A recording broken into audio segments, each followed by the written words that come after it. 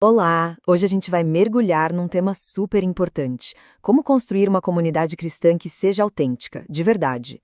Principalmente naqueles momentos em que os modelos que a gente conhece parecem não dar mais conta, sabe? Vamos juntos nessa reflexão.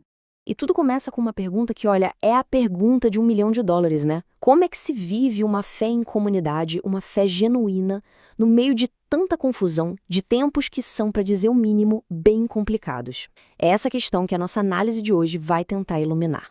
Bom, e para começar a responder, a gente precisa primeiro entender o cenário. É tipo um médico, né? Antes de dar o remédio, ele precisa fazer o diagnóstico. Então, vamos dar uma olhada no clima espiritual que o material que estamos analisando descreve. E a palavra-chave aqui é apostasia. Mas calma, não é sobre alguém que de repente joga tudo para o alto, é algo bem mais sutil. É aquele esvaziamento da vida espiritual que acontece aos poucos, muitas vezes escondido atrás de uma fachada, de muita atividade religiosa, de muita aparência.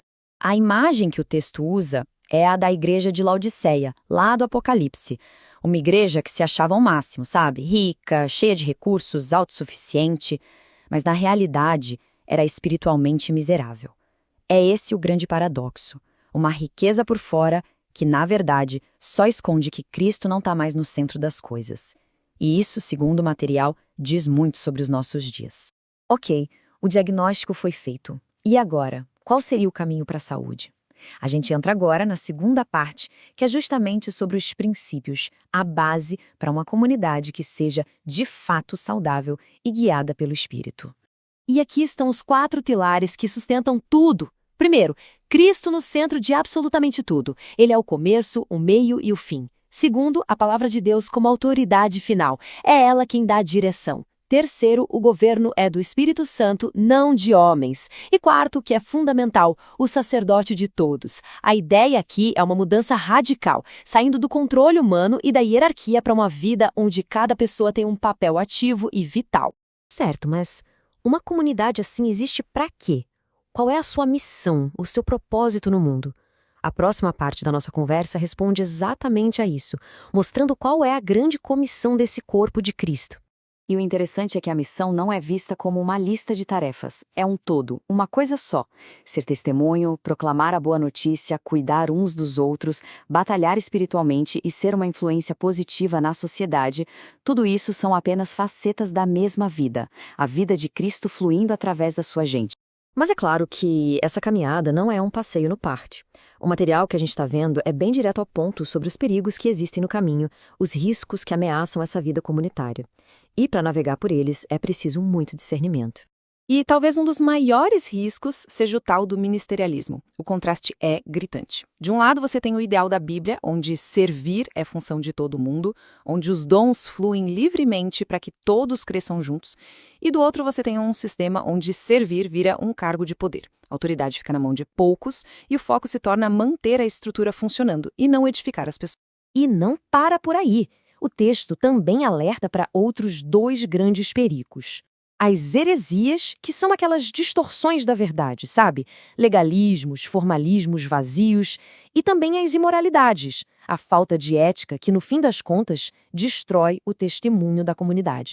Diante de tudo isso, a ordem que vem dos apóstolos é forte, é direta e sem rodeios. Aparta-te deles. E veja bem, isso não é sobre se sentir superior ou ser arrogante.